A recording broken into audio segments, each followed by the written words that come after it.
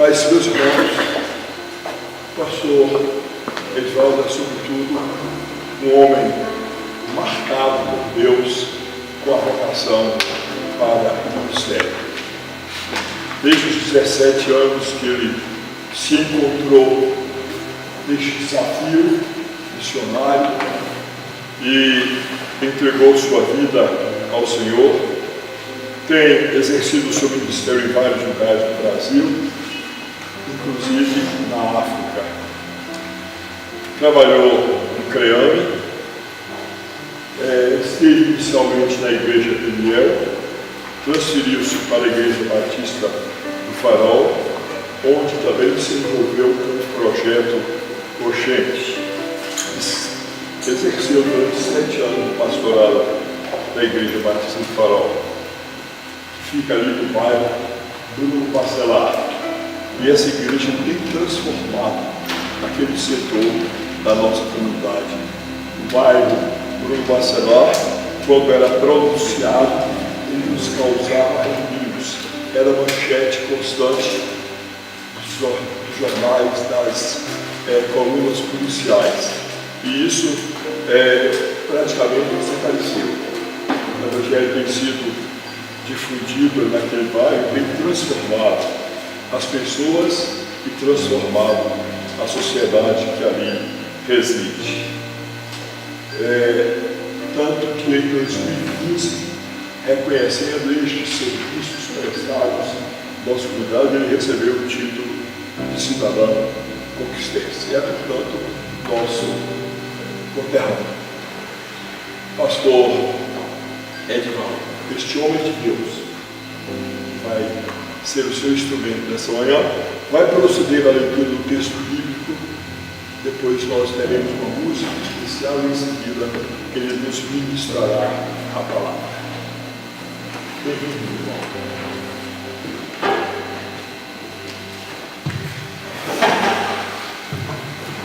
Bom dia a todos, quero saudar a todos com a graça e a paz do Senhor Jesus Cristo.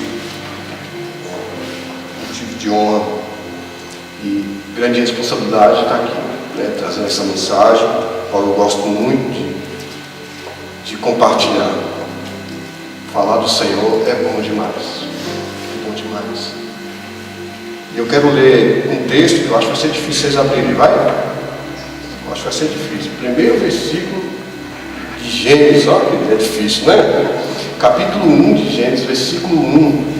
Eu quero ler esse texto com os amados. Coloquemos de pé, vamos ler. No princípio criou Deus os céus e a terra. Versículo 2. A terra, porém, estava sem forma e vazia. Havia trevas sobre a face do abismo. E o Espírito de Deus pairava por sobre as águas. Disse Deus: haja luz, e houve luz. E viu Deus que a luz era boa, e fez separação entre a luz e as trevas. Versículo 26. Também disse Deus: façamos o homem à nossa imagem, conforme a nossa semelhança. Tenha ele domínio sobre os peixes do mar, sobre as aves dos céus, sobre os animais domésticos, sobre toda a terra e sobre todos os répteis que rastejam pela terra. Deus nos abençoe. Queridos, eu estava pensando hoje pela manhã. Hoje eu acordei 6 da manhã e fui, aliás, das 6, e fui me reunir com irmãos que estavam precisando ouvir a mensagem do Senhor. Aproveitei e fui jogar bola com eles. E eu fui pensando no caminho. Deus, a sua infinita grandeza, olhando para o universo, bilhões, trilhões, estrelas, planetas, e Deus olhando aquela cena, e Ele olha para uma terra sem forma e vazia. Eu fiquei imaginando, se Deus me desse, se alguém me desse nada nas mãos, o que eu faria com nada? Nada. Agora, Deus olha tantos planetas, tantos lugares, e Ele olha para um lugar lugar sem forma e vazio e dá forma a isso. Isso só me chama a atenção por o amor de Deus. Deus, Ele, naquele universo de estrelas e planetas, claro que Deus está fora desse universo, Ele não está dentro do tempo, porque se Ele estivesse dentro do universo, Ele seria mais um elemento. Ele está fora, Ele está olhando tudo, vendo tudo. Eu não sei os propósitos dele para outros planetas, mas eu entendo por que Deus Ele olhou para um lugar sem forma e vazio, escuro, sem nada que pudesse atrair aos olhos humanos. E imagine se você fosse comprar uma terra e você, num lugar bem, num recanto desses aí, e alguém oferecesse aquela terra por um valor, claro que você avaliar se tem água, se é produtiva, se pelo menos tem uma energia, se é bem localizado, todos esses aspectos você ia analisar.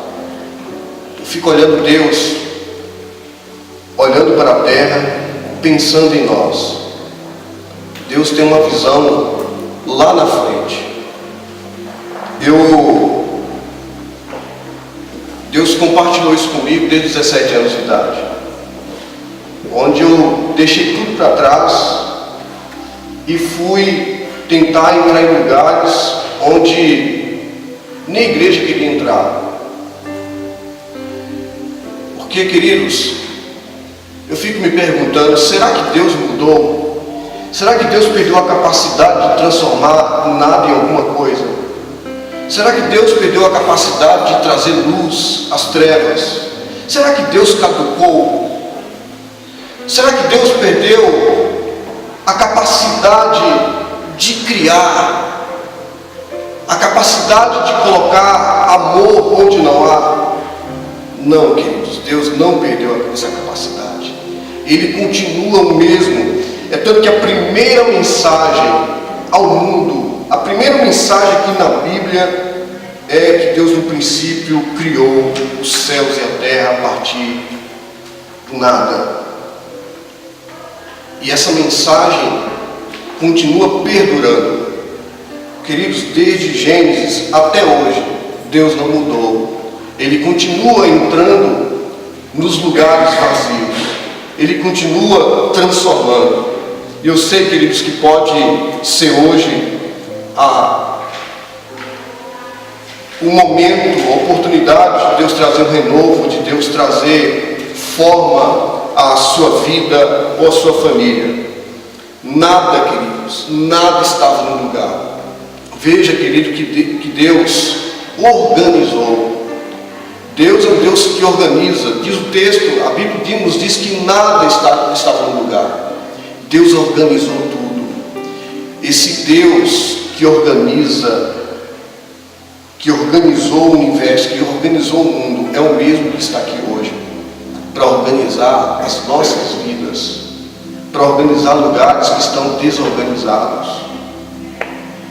Eu lembro que o meu primeiro chamado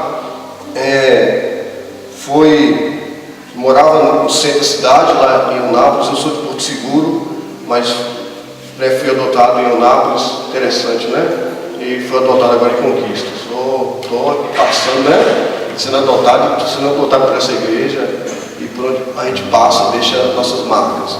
Adotado com 18 anos de idade, porque eu peguei um bairro que não tinha energia elétrica, que não tinha água, não tinha nada. E eu fui lá visitar uma vez, levar a sopa para essa favela, esse lugar. E Deus trouxe compaixão no coração. Porque, queridos, a Bíblia nos diz que nós devemos amar não só em palavras, mas em obras. Esse amor que você tem compaixão, mas não faz nada, porque Cristo, Ele teve compaixão e tomou o nosso lugar. Ele agiu. E eu falei, meu Deus, uma sopa não vai resolver a situação desse bairro. Uma sopa não vai transformar o bairro. Vai matar a fome, não vai transformar. E eu vi aquele lugar sem energia elétrica, sem nada. e eu falei com o meu pastor na época, eu gostaria de construir algo aqui, uma estrutura onde fosse um lugar de transformação de vidas. E ali nós construímos, e com muita dificuldade, abri um campo de futebol, e ali agreguei muita gente. O tráfico, prostituição, havia muitas mortes, corpos jogados de um canto para outro, e aquela cena, eu falei, meu Deus, o que eu estou fazendo com a minha vida? Para onde o Senhor está me empurrando? Mas, queridos, uma coisa que eu gosto muito na vida, além de praticar amor, é fazer história. Eu sei que enquanto eu estiver vivo, enquanto você estiver vivo, Deus está te chamando para fazer história, para deixar um legado, marcar vidas. Marcar vidas, esse é o nosso chamado, é marcar vidas, é trazer transformação onde não há, onde há escuridão, onde há desorganização. A igreja, ela é a maior esperança que a terra tem. A igreja, que somos nós, é a única esperança que esse povo tem. Por isso que há sobre nós um peso de responsabilidade tamanho. Para resumir a história, nós construímos um espaço, e eu falei, eu gostaria de ajudar vocês a sair das drogas, eu gostaria de ajudar vocês. E de repente eu estava com 18 pessoas dentro de uma casa, eles pegaram as mochilas, colocaram nas costas e falou, Ed, eu vou morar aqui com você, mas como? Essa casa não é para morar. Ele falou assim, não, nós vamos morar aqui. Foi aparecendo gente, eu estava com 18, mandei dormir todo mundo lá, falei, dorme aí e vamos ver o que vai dar. Eu sei que estão comigo, mas nós vamos correr atrás. Hoje, queridos, esse bairro é um bairro de referência em Eunápolis. É um bairro totalmente transformado, com água, luz. Deixamos uma igreja lá, mais de 200 pessoas. Hoje os meninos que tocam, que dirigem a igreja, são meninos que nós tiramos do tráfico, tiramos das ruas. Aquele bairro é um bairro de referência, um bairro chamado Alecrim, tão perigoso. Por que, queridos, eu estou falando isso? Porque havia trevas naquele lugar. Nesse texto tem uma coisa interessante, eu estava pensando ontem. Diz que a terra, porém, estava sem forma e vazia, havia trevas sobre a face do abismo, versículo 12, mas o Espírito de Deus pairava, se movia sobre a face das águas, sobre a face da terra. Queridos, esse mas, essa conjunção, nos dá conotações tremendas. É que o Espírito de Deus pairava sobre a face da terra, naquelas trevas, mas o Espírito de Deus se movia. Esse mas, para nós, como igreja, significa muita coisa. Uma delas esse mas é esperança. Há enfermidade, mas o Espírito de Deus. Há tristeza, mas o Espírito de Deus. Há desordem, mas o Espírito de Deus. Eu estou em dificuldades, mas o Espírito de Deus. Eu estou triste, mas o Espírito de Deus. É a Ele, é com Ele que devemos contar. Aqueles momentos turbulentos em nossas vidas, há uma possibilidade. Porque esse mas está nos indicando que o Espírito de Deus se move. E essa palavra se move no hebraico, no original, significa comover.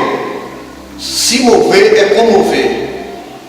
Comover é que o Espírito de Deus, ele pairava sobre toda aquela terra, sobre toda essa terra de escuridão, sem forma e vazia, mas ele se comoveu. É que Deus olhou para nós, nos viu cambaleando para o inferno, mas Deus se comoveu e deu seu único filho para morrer por nós. Olha, queridos, que riqueza tamanha. É que nós temos um Espírito de Deus que se comove por nós. Se comover, queridos, não é, já está dizendo, é movimentar. Se comover não é parar, é se movimentar. Deus se move para nos socorrer. Deus se move para trazer existência onde não há. A verdade, Deus fez existir luz.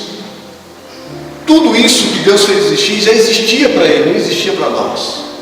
É como um pai que prepara o quartinho, coloca o berço, pinta, faz tudo, preparando para receber o filho. Deus preparou tudo. Deus transformou um lugar para receber os seus filhos, para nos colocar, para dominar, para sermos felizes. Foi assim que Deus fez. E esse texto aqui, queridos, é o que mais me chama a atenção.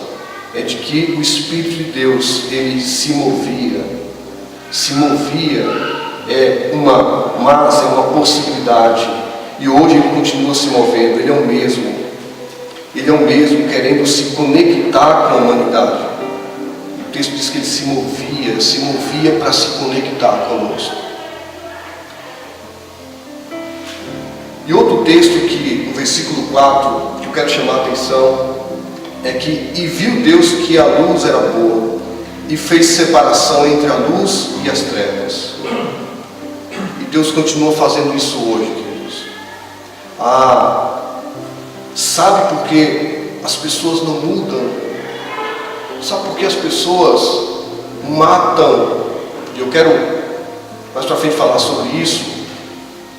Experiências que a gente viveu, tem vivido ao longo dos anos, de 20 anos, né? Passou rápido, né? Tão longos assim. É porque ainda as pessoas não se separaram das trevas completamente. E Deus, a preocupação do Senhor aqui foi separar a luz das trevas. Ele separou. Haja luz e houve luz. E Deus nos chamou para sermos luz. E quando nós chegamos no lugar, as trevas têm que sair. Eu lembro, queridos, que depois que eu e minha esposa voltamos da África, eu tenho uma esposa corajosa, vocês nem imaginam, essa Michelle trabalha com crianças. Mas, queridos, eu louvo a Deus pela vida. Nós passamos situações de morte, entramos na África em uma situação de guerra. E teve um momento, e ela se recorda disso, que dentro de um ônibus onde cabia 12 pessoas, tinha mais de 24, no meio de uma guerra, gente dizendo que ia matar outro, o exército queria matar outro, eu estava lá no meio, eu estava com 200 bíblias, eles não podiam descobrir no meio dos muçulmanos. Eu estava com 200 bíblias nesse chamado Machibombo, que é o nome do ônibus, e tinha vários. E eu olhei para ela olhou para mim, e eu vontade de despedir dela, e ela com vontade de despedir de mim. Eu vi os olhos, eu vi lágrimas nos olhos dela, e eu falei: meu amor, você sabe que podemos morrer aqui, e já falaram para nós ali atrás. Ela falou: eu sei disso, é isso que eu ia falar para você. E eu fiz declarações para ela. Eu falei: Deus, antes de morrer eu gostaria de cumprir uma missão que eu vim cumprir aqui. Eu fui para um lugar, queridos, onde tinha 500 filhos de Deus, 523 filhos de Deus. Só 3 tinham Bíblias. Aqui você tem um arsenal de Bíblias, escondido nas grutas, nos matos, porque não podiam dizer que eram evangélicos. E eu fiquei sabendo dessa situação. E eu vendi muita coisa para poder levar essas Bíblias naqueles matagais.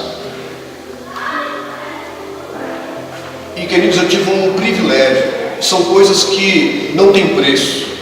E no dia que você viver isso, você nunca mais vai querer parar de viver. Nós reunimos as pessoas em vários lugares. Eu me lembro que eles anunciaram que eu ia pregar na manhã, num calor de 49 graus. E eu levei as 200 Bíblias. Queridos, eu vi gente com pernas amputadas. Eu vi crianças, senhoras, senhores, se arrastando para ouvir a mensagem. Eu vi pessoas morrendo. Eu peguei naquelas crianças, o couro e o osso. Eu fui em orfanatos, onde crianças estavam num lugar onde os urubus estavam esperando, porque não tinha mais esperança. Mas no momento em que eu comecei a entregar as Bíblias, queridos, eles receberam aquilo como se fosse um diamante, como se fosse algo mais precioso para a vida deles. Eu tive o privilégio de entregar a primeira Bíblia àquelas pessoas, onde eles estavam na fila há muitos anos para receber.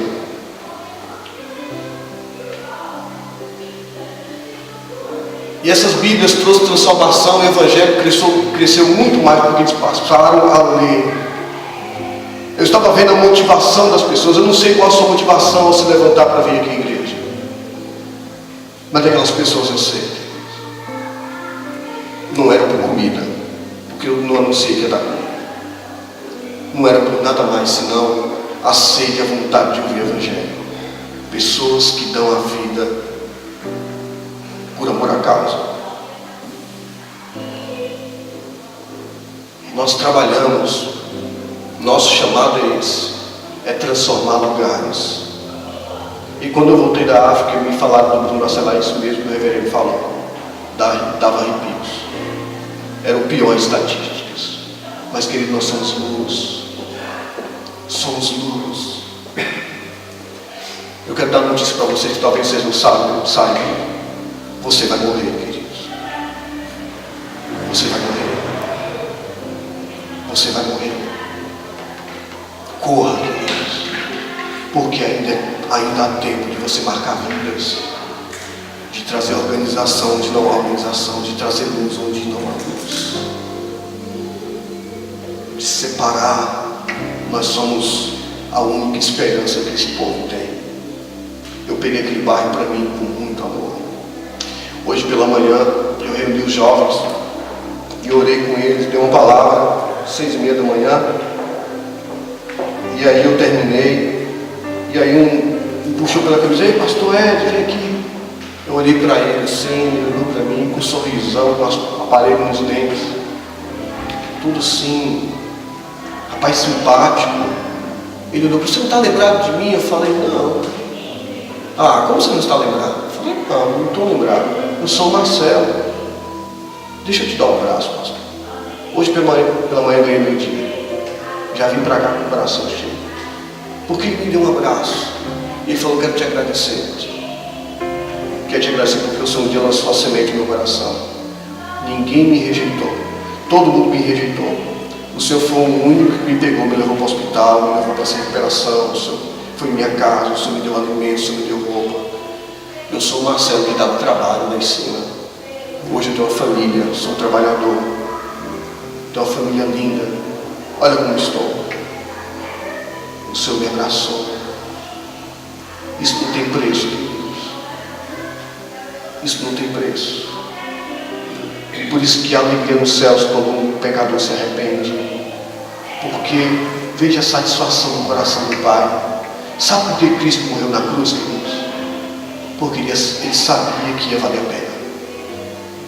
Ele sabia que você estaria aqui hoje. E ele sabe que pode contar com você.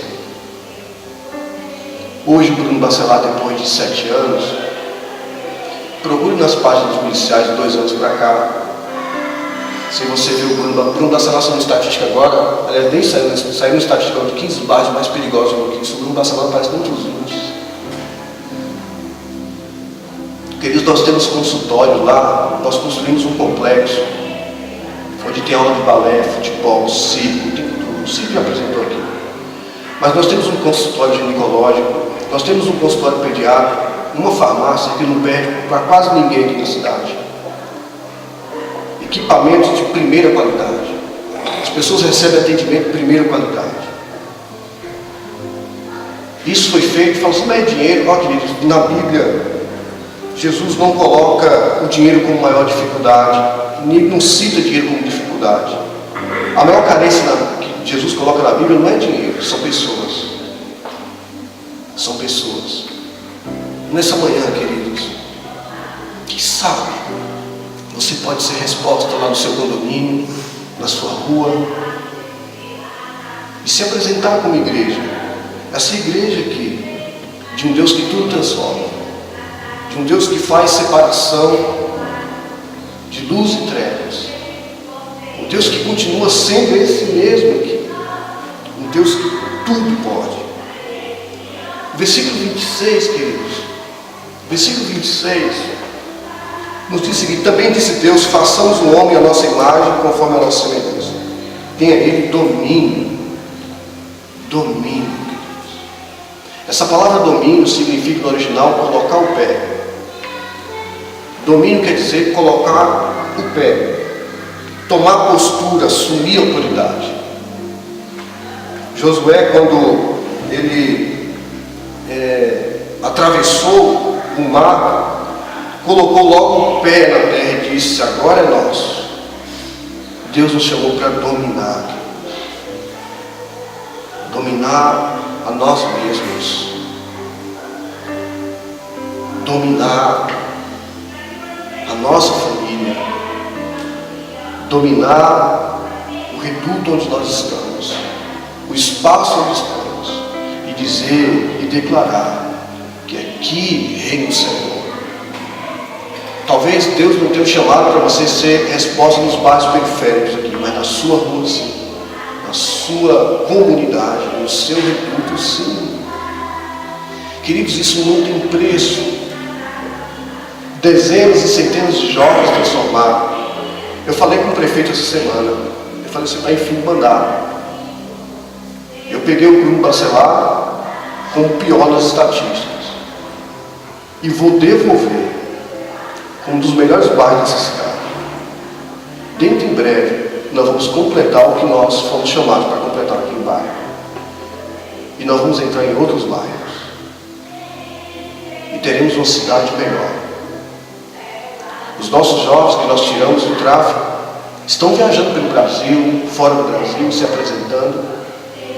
Gente que nunca entrou no shopping, nunca entrou no ônibus, nunca foi na outra cidade, mas estão se apresentando em outros países, estão se apresentando aqui dentro de Conquista, que talvez para nós não seja grande coisa, mas para eles, que Deus. Estrutura não é mais importante. Estamos construindo um templo aqui do Episcopal. Não é o mais importante, porque o que vai dar sentido àquele templo são vocês, são as pessoas. Pessoas são mais importantes. Nós construímos a estrutura, mas nós entendemos que o mais importante, o que dá sentido a tudo aquilo que construímos, o que dá sentido a tudo aquilo que somos, é o amor às pessoas. O que transforma, queridos, a minha existência em vida, grave bem isso.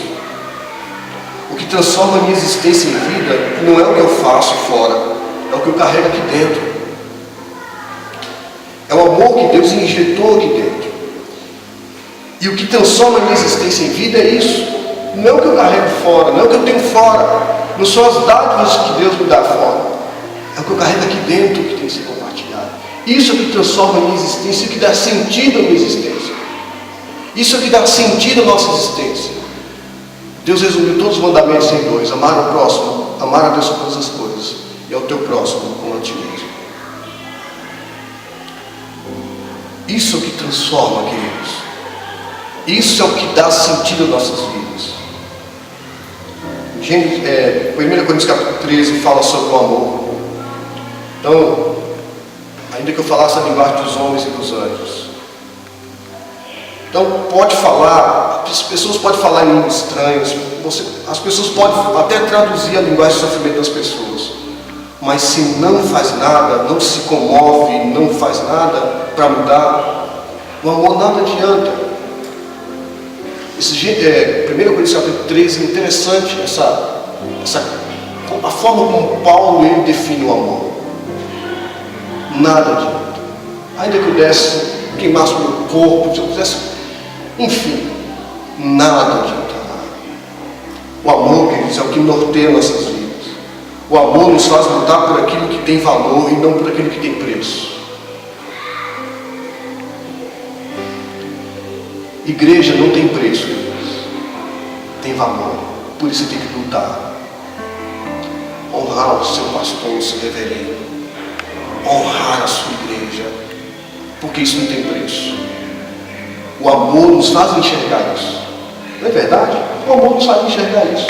De lutar por aquilo que não tem preço, e sim por aquilo que tem valor. Queridos, aquilo que tem preço é de batalha, a gente trabalha, Deus nos deu isso daí, nós vamos conquistar. Mas aquilo que tem valor, a gente pode estar conquistando muita coisa que tem preço. e perdendo muita coisa que tem valor. Família tem valor. A nossa vida não tem preço, tem valor. Um ser humano que aparece à nossa frente pedindo ajuda não tem preço, tem valor. Tem valor.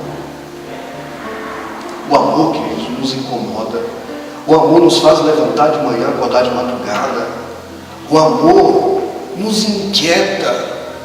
O amor não nos deixa sossegados. O amor nos empurra. Parece que é uma pesada que te toma. Hoje pela manhã parece que foi difícil levantar, mas tem um amor, tem uma perna todo tamanho que nos empurra e bate na costela, empurra para fora da cama e diz: vá. É assim que a gente sente o amor que nos incomoda, o amor que nos incomoda para transformar lugares e pessoas. Vamos morrer, queridos, mas enquanto estivermos vivos, Deus ainda tem um plano através das nossas vidas.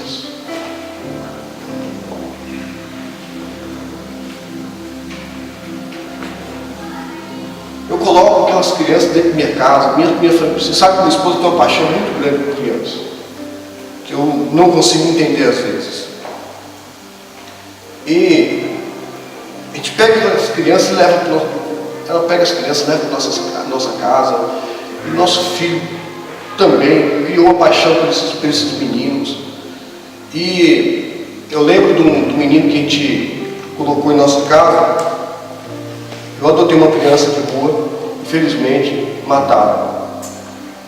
E isso me comoveu muito. E me fez não desistir de continuar fazendo isso. Ao contrário, Deus me encheu mais de amor. Foi um baque muito grande. E continuamos fazendo isso. Eu coloquei uma criança em minha casa há pouco tempo. E nós nos colocamos na mesa. E conhecemos a família toda estruturada. Ele não sabe o que é orar na mesa, não sabe o que é referência de pai e mãe. E fizemos um almoço muito delicioso para ele. E colocamos um frango todo tamanho assado na mesa.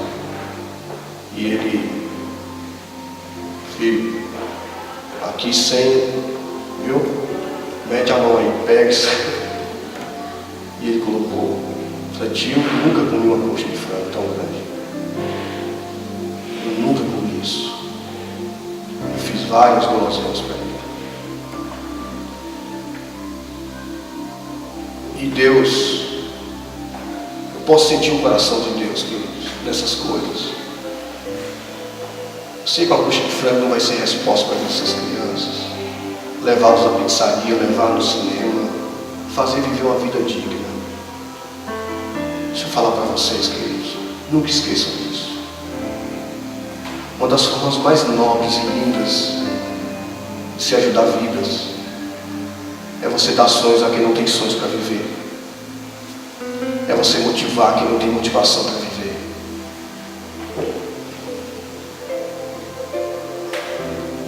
Não é só pessoas que não têm nada, não são pessoas pobres que são vazias, não. Ricas ou não, vazio, queridos, é o mesmo. A sensação de que está faltando algo é aí onde nós entramos. Eu tenho o que você precisa.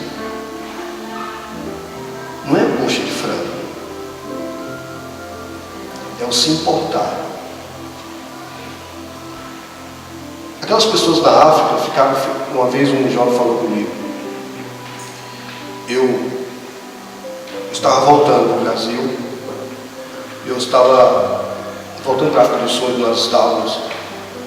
E eu sentei e fiquei: meu Deus, chegar a hora de ir embora. E aquela sensação de deixar aquele povo para trás. E um jovem, Serafim, o nome dele, veio para mim e falou assim: pai, eu vou me chamar de pai,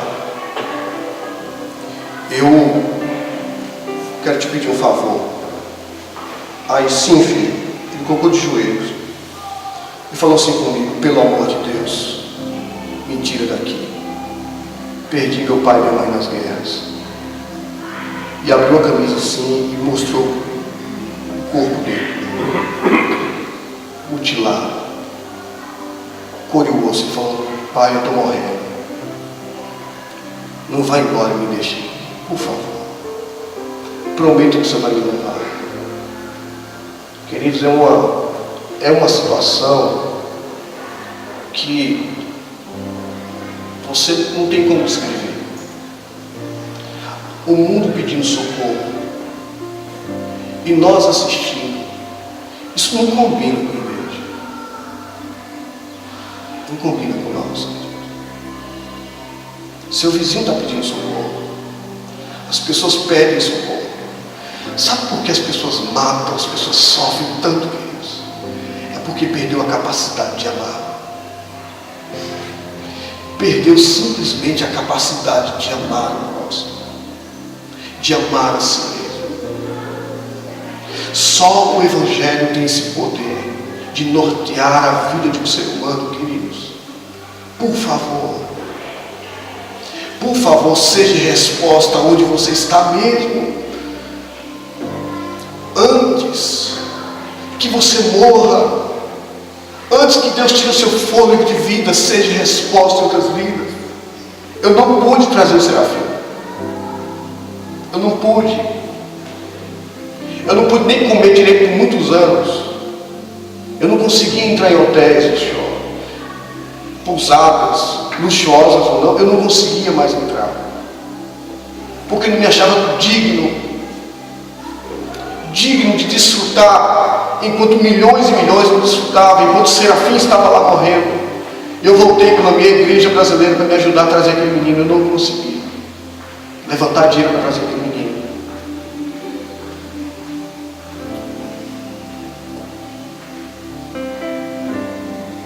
Mas ficou marcado em minha vida.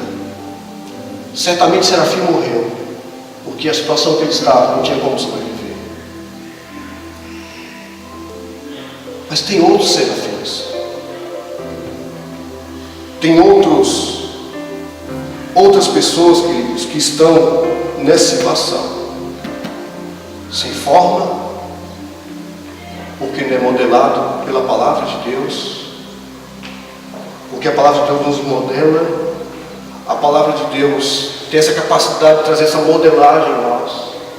Nós temos uma forma de ser, por isso somos felizes. A forma de se comportar diante de Deus. Temos uma forma, queridos. E a terra era vazia. As pessoas estão vazias de Deus. Não é vazios de estudos, não é vazios de dinheiro, não é vazio de nada disso, porque o ser humano tem isso. É vazio de Deus. As pessoas não têm mais sonhos. Trevas. As pessoas não sonham mais. As pessoas estão sem norte.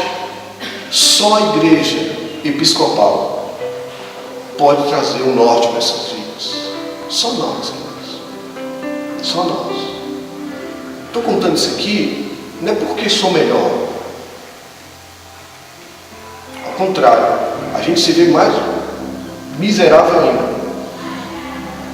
É assim que Paulo se via. Quando ele via na situação, quanto mais ele conhecia, quanto mais se aproximava de Deus, eu não sou nada.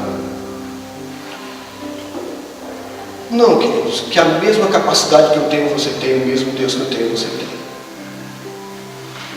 Nós podemos, queridos, fazer muito mais por vidas.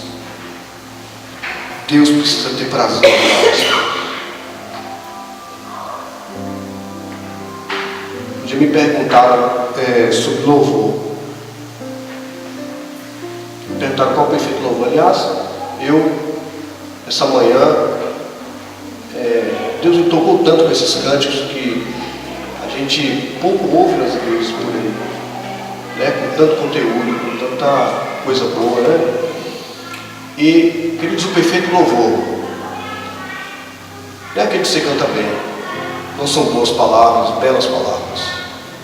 O perfeito louvor é aquele onde Deus se sente à vontade para estar na sua vida.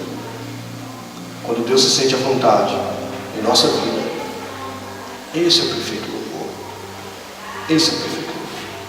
E uma das horas que Deus mais se sente à vontade é quando o filho teu ajuda o próximo a sair desse vazio, sair dessas trevas, densas trevas, que talvez um dia você tenha experimentado, talvez um dia você viveu isso, e que é ruim. Mas Deus te chama, queridos. Deus te chama para um patamar muito maior de amar o próximo. Eu e minha esposa estamos contando isso aqui porque nós somos meio doidos mesmo. A gente é um ser humano doido de entrar em lugares onde está dizendo, está a morte, a gente entra lá. Mas esse negócio de receber títulos, essas coisas aí, queridos, a gente põe no cabide. Porque o bom mesmo é estar lá, é a prática, né? Só Deus sabe a dificuldade que é de você construir aquilo ali, aquele patrimônio, de transformar um lugar. Todos os desafios que vêm para nós, a gente concretiza. Eu e minha esposa, ela pensa como eu, né? Eu tirei ela de um berço de ouro para viver uma vida assim, né, aventureira, e passar em várias cidades, vários lugares e ajudar o próximo. E nós não somos apegados em nada. Deus tem prosperado nossas vidas. Não morri, estou aqui, né? Tenho um filho maravilhoso, uma esposa maravilhosa, pronto para Deus me dar novos desafios. O que Deus pedir para me dar, eu dou. Não tem problema com isso, né? Última vez Deus pediu para, nossa instituição está passando dificuldade, a única coisa que eu tinha na mão era o carro. Peguei meu carro, fiquei sem carro. Tem que pagar conta para se manter. Da outra vez também tinha um carro, eu também. 3 carros foi embora. A gente mantém no lugar. Por fim, queridos, sabe por que estou falando isso? Com toda a simplicidade e humildade, né? Estou falando porque você é minha família. Se ninguém vê você pagando um preço por aquilo que você sonha, ninguém vai te seguir, ninguém vai acreditar em você. Sabe por que as pessoas seguiam Jesus? Um dos motivos é porque ele pagava por aquilo que ele sonhava, pelo seu ideal. Eu tenho um sonho, mas se você não é capaz, eu tenho um sonho de construir, mas você não é capaz de dar um saco de cimento por aquilo, ninguém vai acreditar em você, ninguém vai te seguir. Você é o líder. Você é aquele que vai dominar. Você é aquele que nasceu para dominar. Mas precisa abrir. Precisa deixar Deus entrar. Eu tenho certeza, queridos, que essa sensação de ver o próximo feliz é uma sensação que não tem preço. É inexplicável, eu não sei explicar para vocês. Eu tentei falar aqui nessa manhã para vocês, contar algumas coisas, mas não sei se eu sou me expressar ao ponto de você entender o que é isso.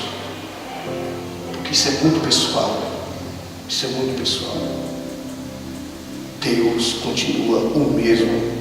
O Deus de Gênesis, aqui capítulo 1, continua o mesmo. Onde há trevas, Ele vai dizer, haja luz. E quem é luz? Você. Ele vai separar as trevas da luz. Ele vai trazer forma onde não tinha forma. Ele vai preencher onde havia vazio. Que Deus possa te abençoar ricamente, queridos. E que essa palavra possa germinar em seu coração. De forma que o amor incutido aí no seu coração. Você tem amor. Não precisa pedir amor para Deus. Você já tem. É que você tem 10 dedos, fica pedindo mais um, para quê? Você já tem, né? Então não precisa pedir amor. Você já tem. Ser cheio do Espírito Santo de Deus, você já é. Que aliás, queridos, há muita confusão sobre o negócio de ser cheio do Espírito Santo de Deus. Ser cheio do Espírito Santo de Deus não é pular. Não é falar em línguas. Não é ser cheio do Espírito Santo de Deus, queridos, é aquela pessoa que perdoa. Ser cheio do Espírito Santo de Deus é aquela pessoa que tem a capacidade de amar. Ser cheio de... Como é que a pessoa é cheio do Espírito Santo de Deus, mas não perdoa? É verdade? É cheio do Espírito Santo de Deus, mas não ama o próximo. É assim que somos cheios do Espírito Santo de Deus. Já somos cheios, já temos amor, temos conhecimento, temos a graça de Deus, fazemos parte de uma igreja maravilhosa. O que nos cabe? O que nos resta? O que nos resta? Praticar o amor. Praticar o amor. Que Deus possa te abençoar, em nome de Jesus. De pé, irmãos, minuto de número 212. Minuto que ninguém pode deixar de cantar. Todos nós sabemos.